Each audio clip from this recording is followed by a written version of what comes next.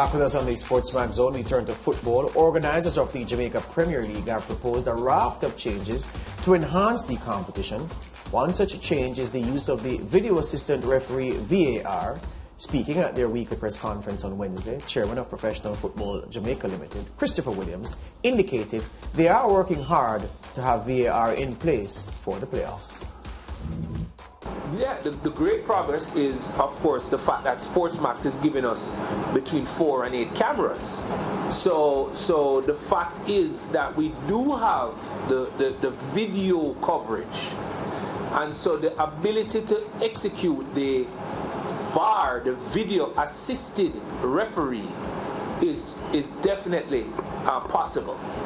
Because, of course, as you know, SportsMax is giving the VAR opportunity to the viewers, because every play SportsMax is slowing it down, doing the replay, etc. So the viewers at home are being able to see and determine whether calls are correct or not. What we now need to do is to just make that available to the referee on spot, so that he can pause the game and go to his video assisted referee, the VAR, and check the video. So we will make an application to the JFF for that in the playoff segment of the. Yeah, Chris Williams there talking about VAR in the Jamaica Premier League lands. Good thing for the PFJL to busy itself with. A bit of a stretch, given what it will entail. I heard Chris just now, and from the standpoint of the camera operations, many of the tools will be in place. I know that Daniel Parchment and a couple of the leading Jamaican referees had gone on a CONCACAF seminar with regard to the VAR operations, so a few of them qualified. But I don't know how many of them are. And to be honest, most of the times they are in the middle with the whistle, yes, and on the lines, the assistant referees and so on. So I'm not sure if from a total perspective, the Jamaica refereeing landscape is ready for VAR for the Jamaica Premier League.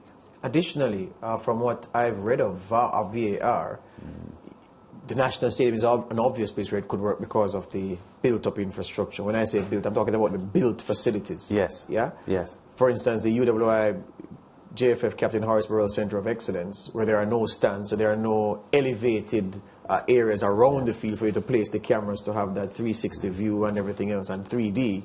I don't know how it would, it would work there, because you'd have to put that infrastructure in, whether by you putting pylons with cameras on it or whatever. So, look, what I'll say is that it's ambitious, and it shows that they want to move with the modern times. So I'll give them 10 for that. Yeah. The execution, I'll applaud when I see it happening. Well, so far, fans have been unable to attend the games in the Jamaica Premier League, but according to Williams, that is set to change. If we are able to generate some spectator participation, we now have the ability to execute football weekends, and that is going to be tremendously exciting, because what you will have is all 12 teams playing in one location for one weekend, and we'll be able to build around that various other entertainment products to drive the excitement in that community.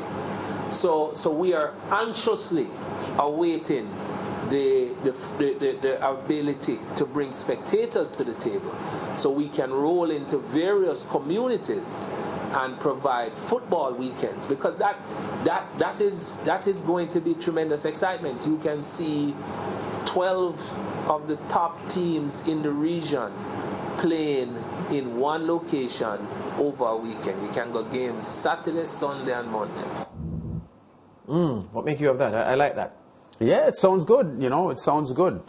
As far as the fan participation is concerned, it's been a topic that has riled a lot of the football fans in Jamaica. We only have to think of the CONCACAF World Cup qualifier this evening, which no fans will be allowed, and football fans have been very unhappy with, the green light, or the lack of a green light being given to them, watching football.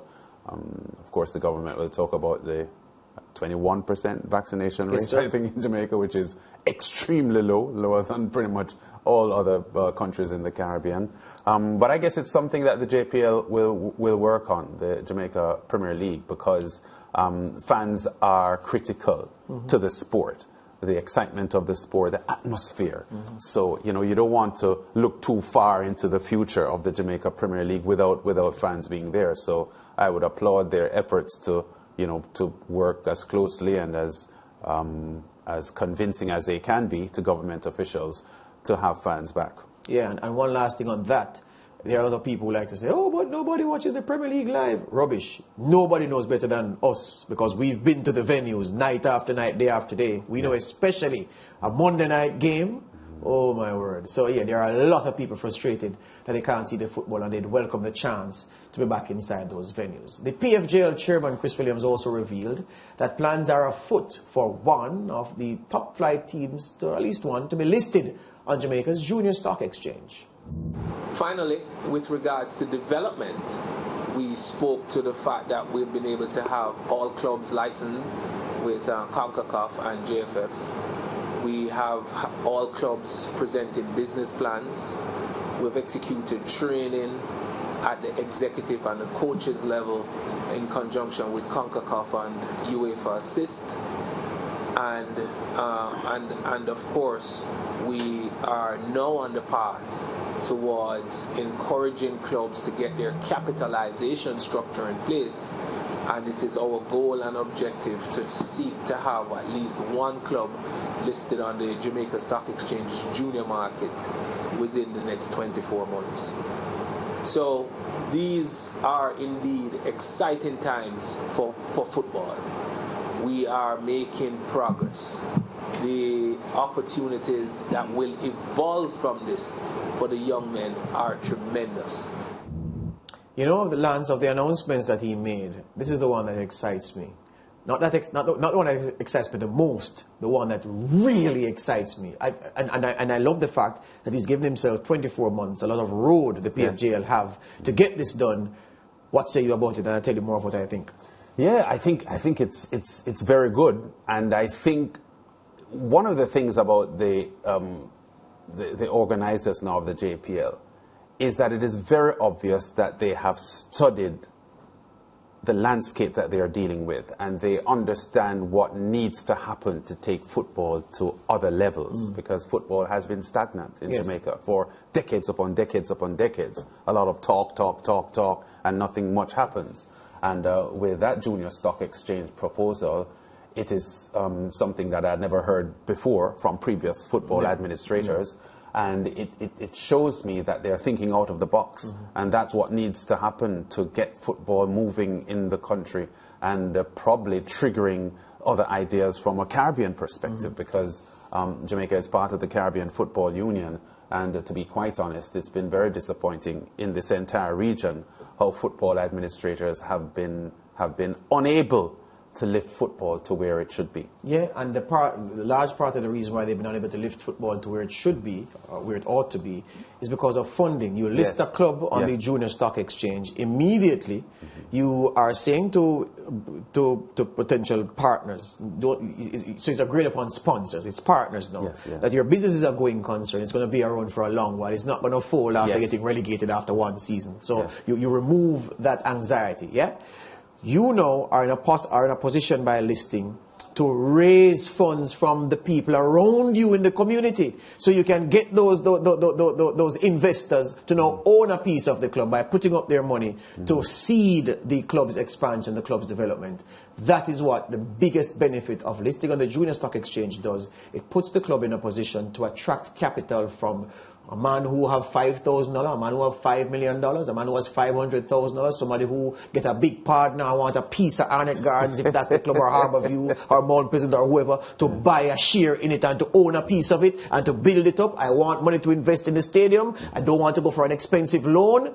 Listing on the on the Junior Stock Exchange allows me to go to people around to say, you give me your money as equity, and I'll do the expansion, and I'll give you back. So it's the best thing I've heard for football in this country, perhaps forever. A good look, George. Yeah. Yes, sir. Still on the show, at the track with Lance, and at the bottom of the hour, at the foot of the hour, Mr. Chambers, we link with Mariah at the National Stadium as Jamaica gets ready to face Mexico in a World Cup qualifier. Mariah has been speaking with a few of the players, and one of them, Junior Flemings, says the boys have one goal in mind.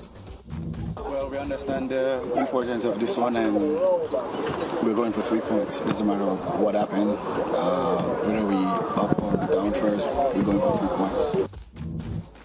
Yep, that's Junior Flemings. Flemings upbeat. Can the boys under Paul Hall get only their second win of the campaign? Stay with us. Much more to come on the SportsMax Zone.